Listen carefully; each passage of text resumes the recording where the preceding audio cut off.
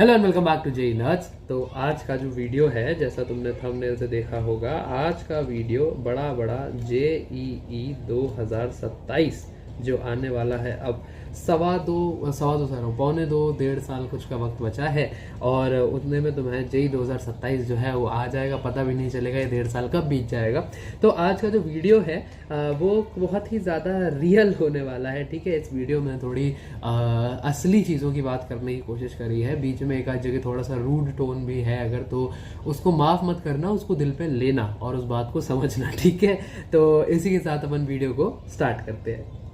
सबसे पहली चीज़, सबसे ज़्यादा इंपॉर्टेंट चीज़, मेंटेन कंसिस्टेंसी। पता है, लाइफ में अगर तुम्हें कुछ भी एक गोल चाहिए, कुछ भी पाना है, तो उसके प्रति काम तुम्हें कंसिस्टेंटली करना पड़ेगा। तुम में से अगर किसी ने यूट्यूब वगैरह को बारे में ढंग से पढ़ा हो, जाना हो, तो हमें भी जब हम यूट्यूब शुरू कर रहे थे हमने ये बताया कि कुछ करना मत करना, कंसिस्टेंसी रखना अपने अपलोड्स में। तो ये जब चीज़ एक छोटी सी यूट्यूब पर वो हो सकती है, तो तुम्हारे जेई में इसका कितना रेलिवेंस है समझो। तुम्हें जितना ज़्यादा एक डिसिप्लिन रहोगे, एक स्केड्यूल पे रहोगे, एक स्केड्यूल बना के चलोगे और उसको मेंटेन करोगे, उतना ही अच्छा तुम्हारा रिजल्ट रहेगा। ये मैं तुम्हें अभी से लिख के दे सकता हूँ। ठीक है, कुछ नहीं करना है, तुमने अपना डेली स्केड्यूल बनाना है, उस पर स्टिक करना है। और ऐसे दिन आएंगे जहाँ पे तुम ऊपर नीचे आड़ा टेढ़ा दिक्कत होगी, परेशानी होगी, लेकिन मोर और लेस तुमको एक ही पथ पे रहना है। तुमने अगर रोज सोचा है कि 12 घंटे मैं पढ़ूंगा, तो ऐसे दिन होंगे जहाँ तुम 8 घंटे, 10 घंटे, कई बार 6 घंटे भी पढ़ पाओगे। लेकिन अगर तुम आने वाले दिनों में उसी को 16 घंटे 14 घंटे करके एवरेज आउट कर लो, वापस उस एक मीडियन फिगर पे ले आओ, तो बात ठीक है, वो चल जाएगी। बट तुम्हें ये नहीं है कि 0 आवर्स पे ले आए, छोड़ ही दिया, पढ़ना ही छोड़ दिया, 2-3 दिन बिल्कुल पढ़ाई नहीं हुई। इस तरीके की चीज अपने को किसी भी हालत में नहीं होने देनी है। ठीक है, दूसरी बात, तुम्हारा जो स्केड्यूल है वो इस तरीके से दिखेगा। सबसे पहले तुम लेक्चर्स, जो भी थ्योरी वगैरह पढ़ोगे, उसके बाद उसकी प्रैक्टिस करोगे, जो तुमने थ्योरी पढ़ी है। प्रैक्टिस के बाद उसका रिवीजन करोगे, रिवीजन के बाद यहाँ से वापस प्रैक्टिस पे आओगे उस पर्टिकुलर टॉपिक के लिए, अगर तुमने को छूटा वगैरह वगैरह, और फिर तुम अगले टॉपिक के लेक्चर्स पे जाओगे। ऐसे तुम्हारा डेली वो चलेगा। प्रैक्टिस में एक स्केड्यूल जो अक्सर बच्चे परेशान रहते हैं उनके लिए क्लियर कर दूं। सबसे पहले तुम प्रैक्टिस में डीपीपी करोगे अपनी, या होमवर्क वगैरह करोगे जो भी तुम्हारे टीचर ने दिया है। इसके बाद तुम यहां से जाओगे अपने मॉड्यूल्स पे, मॉड्यूल्स या फिर दोनों नहीं, मॉड्यूल्स या फिर अपना तुम रेफरेंस बुक करोगे। इसके बाद जब मॉड्यूल और रेफरेंस बुक हो जाएगा तो तुम कूदोगे मेंस के पीवाईक्यू पे। जब मेंस के पीवाईक्यू हो जाएंगे फिर तुम लगाओगे एडवांस के पीवाईक्यू। अब हर स्टेप पे ऐसे कुछ ना कुछ सवाल होंगे, जैसे अगर यहाँ तुमसे 80% सॉल्व हुआ, यहाँ तुमसे 75% सॉल्व हुआ, तो मतलब इस बात का ये है कि हाँ, यहाँ पे 20% सवाल ऐसे थे जो नहीं हुए, यहाँ 25% ऐसे थे जो नहीं हुए। फिर उसके लिए अपन क्या करेंगे, वापस जाएंगे स्टेप 1 पे, उनकी थ्योरी रिवाइज करेंगे, उनके कंसेप्ट्स देखेंगे, कुछ नया सीखने मिला, और फिर उनको सॉल्व करने के बाद ही अगले स्टेप पे बढ़ेंगे। ऐसा नहीं है कि जो सवाल सॉल्व अपन से नहीं हुए वो अपन छोड़ दे। ठीक है, और ये प्लीज इस बात का बहुत ज़्यादा importance, I can not stress on this enough. Revision should be a part of, integral part of your schedule, खासकर डेली स्केड्यूल। तो कुछ भी नहीं करना है, अगर तुमने दिन का अपने लास्ट का 30 मिनट्स का टाइम भी रख लिया कि बस मैं वो सारी चीज़ें रिवाइज करूंगा जो भी मैंने आज के दिन में थ्योरी में पढ़ी है, कुछ भी जो भी तुमने भले ही समझ भी आया हो, लेकिन क्योंकि तुम्हें लास्ट के पेपर वाले दिन रिकॉल करके रखना है, तुम्हारी मेमोरी में होना चाहिए, इसलिए please daily revision is very very very crucial. ठीक है, अब बच्चों की दिक्कत ये आती है, परेशानी ये आती है कि उन्हें लगता है कि रिवीजन जो है वो बहुत ज़्यादा टाइम टेकिंग है, बहुत ज़्यादा परेशान कर रहा है, रिवीजन करने का मन नहीं करता। तो उसके लिए एक बहुत प्यारा रिसोर्स, और कुछ बच्चे इसको लेके डाउटफुल थे इक्का दुक्का जगह, तो ये एक ऐसा रिसोर्स है जिसके लिए मैं पर्सनली वाउच कर सकता हूँ। ठीक है, मतलब मजाक से हटके मुझे बहुत ज़्यादा पसंद है, पर्सनल गारंटी दे सकता हूँ। मैं बात कर रहा हूँ रैंचो रिवीजन के read revise repeat flash cards के बारे में। ठीक है, अब इन फ्लैश कार्ड्स की खासियत क्या है, ये कलरफुल छोटे छोटे फ्लैश कार्ड्स हैं। ये मेरे पास 3 है, केमिकल काइनेटिक्स का है, स्ट्रक्चर ऑफ एटम का है, और ये तुम्हारे सॉल्यूशंस का है। ठीक है, ये मेरे पास 3 है। ऐसे ही पूरे सिलेबस के सारे तुम्हारे 95% सिलेबस इन छोटे छोटे कार्ड्स में समराइज कर दिया गया है। इन कार्ड्स में ऐसा नहीं है कि थ्योरी पॉइंट्स या सिर्फ फॉर्मूला लिख के छोड़ दिया हो ना, इसमें तुम्हारी थ्योरी, तुम्हारे एक्सप्लेनेशंस। देखो, अब इन्होंने, जिनको पता है कि स्ट्रक्चर ऑफ एटम में आगे वेवलेंथ, फ्रीक्वेंसी, इन सब की बात होगी, तो इन्होंने पूरा वेव को एक्सप्लेन भी किया है। एक फिजिक्स का टॉपिक जो है, तुम एक्सपेक्ट करोगे कि अरे एक छोटा सा कार्ड है, इसमें तो क्या ही कुछ एक्सप्लेन होगा, लेकिन नहीं, जो रिलेटेड चीज़ें हैं वो भी इसमें एक्सप्लेन करी हुई है। अगर हमारे एडिटर साहब एक काम करेंगे, अभी जरा स्क्रीन पे 4-5 वो सवाल लगाइए जो मैं चार्ट कर लाया हूँ 2025 से, 4-5 भी नहीं, सॉरी ज़्यादा ही है, 10-12 सवाल है जो कि सीधा इन कार्ड से उठकर आया और ये 10-12 भी मिसाल है, क्योंकि मैं थोड़ा आलसी हूँ तो यही वाले छाटे मैंने। ऐसे कई सारे जो सवाल है वो सीधा इन कार्ड से तुम्हारे उठ के आया है, खासकर जेई मेंस में। और जेई एडवांस की भी थ्योरी अगर तुम्हें रिवाइज करनी है तो इन पे तुम जा सकते हो। इनके फायदे क्या है और ये कैसे काम करते हैं? सबसे पहला, एक्टिव रिकॉल। छोटे छोटे कार्ड्स हैं, तुम्हें बोर नहीं करते, तुम्हें पकाते नहीं है, तुम्हारा रिवीजन करने का इनसे मन करेगा क्योंकि टीडियस नहीं लगेगा काम। दूसरा, स्पेस्ड रेपिटेशन, क्योंकि ये बहुत कम समय लेते हैं। तो यहाँ जो मैंने बताया अभी कि आधा घंटा लास्ट के दिन में रिवाइज करना है, अगर तुम्हें पूरे दिन के 7-8 घंटे के तुम्हारे लेक्चर्स हैं और वो आधे घंटे में रिवाइज करने हैं, तो उसका इससे बेहतरीन जरिया कुछ भी नहीं है। तुमने उठाया कि 4 सॉल्यूशंस में मैंने डिप्रेशन एंड फ्रीजिंग पॉइंट पढ़ा है, ये देखो ये डिप्रेशन एंड फ्रीजिंग पॉइंट इतने में तुम्हारा रिवाइज हो गया। ऑस्मोटिक प्रेशर पढ़ा है, ये ऑस्मोटिक प्रेशर सारा का सारा इतने से में तुम्हारा रिवाइज हो गया। और कुछ नहीं, अगर याद नहीं हो रहा तो इससे देखो, इससे यहाँ पे लिख के और प्रैक्टिस कर लिया तो और मेमोरी में बैठेगा। तो इसके लिंक्स वगैरह जो है वो डिस्क्रिप्शन में तुम्हें मिल जाएंगे, मेरे कहने पे एक बार इसको तुम जरूर चेकआउट कर सकते हो। ठीक है, अगली बात पर चलते हैं अपन। Target JEE mains and JEE advanced, specially advance. मैंने क्या देखा है, बहुत मीम बनते हैं इस बात पे कि जब जेई की जर्नी शुरू होती है तो बच्चे का एम होता है IIT बी, फिर जब जेई की जर्नी आगे बढ़ती है तो उसका एम होता है NIT त्रिची, फिर जब जेई की जर्नी आगे और बढ़ जाती है तो उसका लगता है कोई भी NIT में कोई भी ब्रांच मिल जाए, फिर जब आती है तो लगता है कोई भी गवर्नमेंट कॉलेज मिल जाए, और 1.5-2 साल खत्म होते होते लगता है कि किसी भी तरीके का Tier 2 कॉलेज भी मिल जाए चलेगा, Tier 3 में ना जाना पड़े। ये बात जो है ये बहुत रियल होती है, मैंने होते हुए देखी भी और इसका मजाक भी बहुत बनता है। तो तुम्हें क्या करना है, प्लीज अपना मोमेंटम नहीं खोना है। बहुत सारे बच्चे जो कि खो देते हैं, अपने टारगेट्स लोअर नहीं करने हैं। अगर वही IIT बॉम्बे तुमने टारगेट करा है तो प्लीज इसको करते रहो। और ये ऐसा क्यों होता है कि भैया ऐसे आप कह रहे हो आपने होते हुए देखा, तो क्यों होते हुए देखा, उसका सॉल्यूशन बताओ। सिंपल, जो पहली स्लाइड में बात करी कि बच्चे कंसिस्टेंसी खो देते हैं, बच्चों का बन जाता है बहुत ज्यादा बैकलॉग। ठीक है, और बैकलॉग बनता है जब, जरा मेरा स्टाइलस जो है माशाल्लाह है, हाँ, तो बैकलॉग जब बनता है तो लगता है कि अब नहीं हो पाएगा, बैकलॉग कवर करें या आसपास की चीज़ कवर करें। तो बैकलॉग पे भी आगे बात करेंगे, बट कंसिस्टेंसी जो है बना के रखनी है और अपने टारगेट्स को लोअर नहीं होने देना है। कहीं कंसिस्टेंसी ब्रेक भी हो रही है तो वो टारगेट ही जो है वो मोटिवेटिंग फैक्टर का काम करेगा और तुमको वापस खींच कर लाएगा कि IIT बॉम्बे जाना है तो मेहनत करनी पड़ेगी मुझे। ठीक है, अगली बात पर चलते हैं।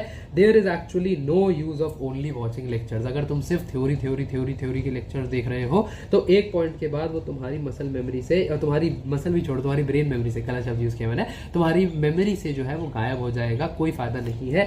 तुम्हें एक हमारे टीचर बहुत मजेदार एग्जाम्पल दिया करते थे, अगर तुम्हें पता है कि गाड़ी में ये एक्सेलरेटर होता है, ये ब्रेक होता है, ये क्लच होता है, क्लच ऐसे काम करता है, गियर ऐसे काम करता है, और तुम्हें एक दिन दिल्ली की सड़कों पर NCR में छोड़ दिया जाए गाड़ी चलाने के, क्या तुम 2 मिनट भी सर्वाइव कर पाओगे? नहीं कर पाओगे। मैं चलाता हूं दिल्ली की सड़कों पे गाड़ी, मुझे पता है नहीं कर पा रहे हैं सर्वाइव। ठीक है, कैसे होगा, कैसे चलाना सीखोगे? तुम खुद प्रैक्टिस करोगे, खुद हाथ साफ करोगे, खुद लगाओगे सवाल, और तुम जो सवाल में गाड़ी से एग्जाम्पल से डिबेट, बट तुम जब तक खुद सवाल नहीं लगाओगे तब तक तुम्हारा कोई फायदा नहीं निकलेगा। इसलिए प्लीज, अगर तुम्हें लग रहा है कि मैं लेक्चर देख देख के बहुत प्रोग्रेस कर रहा हूँ जिंदगी में, तो वो झूठा प्रोग्रेस है, उसका कोई मतलब नहीं निकलेगा। कोशिश करो जितने ज्यादा सवाल हो सकते हो जरूर लगाओ। ठीक है, अगली बात पर चलते हैं। You have to complete 11th का सिलेबस इन 11th इटसेल्फ। तुमने मुझे बहुत सारे वीडियोस बनाते देखा होगा जहां पे उनका टाइटल होता है 11th वेस्टेड, और इन वीडियोस पे बहुत दबा के व्यूज भी आते हैं। व्यूज आते हैं मतलब इन वीडियोस का ऑडियंस जो है वो बहुत बड़ा है और ग्रो करता जा रहा है। क्यों ग्रो कर रहा है? क्योंकि ऐसा बहुत सारा बच्चा है जो अपनी 11वीं बर्बाद करके बैठा है। अब अगर तुम्हें लगता है कि ये सिचुएशन बहुत अच्छी है, रिकवरेबल है, भैया आप स्ट्रैटेजी बता तो देते हो, वीडियो तो आप बनाते ही हो, उस पर तो कुछ ना कुछ करवाते ही होगे, वो वीडियोस कभी खोल के देखना। उसमें शुरुआत होते ही साथ में बता देता हूँ कि तुम्हारी स्थिति जो है वो खराब है और यहाँ से एक अच्छी खासी रैंक जो है वो तुम नीचे आ रही होगी तुम्हारी, क्लियर बता देता हूँ। तो अभी तुम 11वीं में हो, तुम्हें इस बात का नोट रखना है कि 11वीं का सारा सिलेबस 11वीं में ही खत्म होना चाहिए।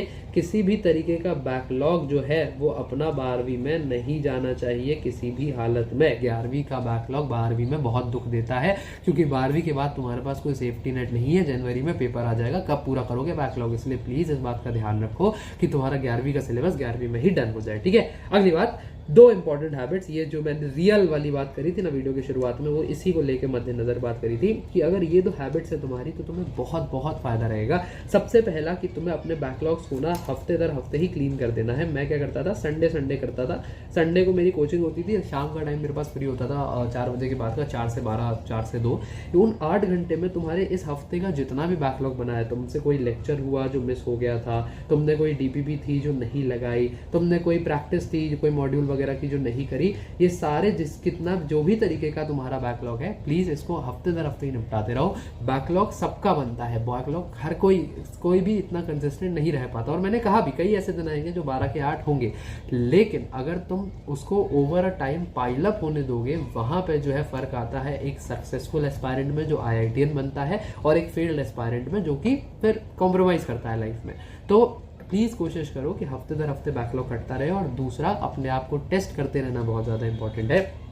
तो अगर तुम फोर्टनाइट का मतलब होता है हर 14 दिन में, तो अगर तुम फोर्टनाइटली मॉक टेस्ट जो है वो दे रहे हो तो तुम्हें बहुत फायदे रहोगे। कई सारे कोचिंग जो है वो मॉक टेस्ट देते हैं, नहीं तो कोई भी अच्छी टेस्ट सीरीज वगैरह जो है तुम वो भी उठा लोगे तो फायदे में रहोगे। काम कितना ज्यादा फायदे में रहोगे बोल रहा हूँ, बट बहरहाल ये कि तो तुम एडवांटेज रहेगा तुम्हें, ठीक है। अगली बात पर चलते हैं। रियलिटी चेक बहुत इंपॉर्टेंट है, तो एक रियलिटी चेक में तुम्हें दे दूं, 14 से 15 लाख बच्चा जो है हर साल जेईई के पेपर के लिए बैठता है, और टॉप 10 से 15 हजार को ही एक अच्छी ब्रांच अच्छे कॉलेज में मिलती है। IITs में भी अगर तुम टियर 1 आना है, IIT में CSCA तक चाहते हो तो 5 के ब्रांच तक मैक्सिमम, और उसके बाद बाकी जो बच्चा बचता है 10,000 वो तुम्हारा जेईई मेंस के हिसाब पे जो टॉप NITs है उसमें CSC वगैरह देखोगे। NIT त्रिची वारंगल में 2,000 3,000, DTU में भी अगर तुम आउटसाइड दिल्ली से हो तो 1200 1300, अंदर दिल्ली से अंदर हो तो अंदर बात है, फिर ठीक है 10,000 तक मिल जाएगी, बट तब भी 10-12 हजार पे बंद हो जा रही है CSC। 85% दिल्ली डोमिसाइल के रिजर्वेशन के बाद, तो समझो कितनी ज्यादा मारा मारी है।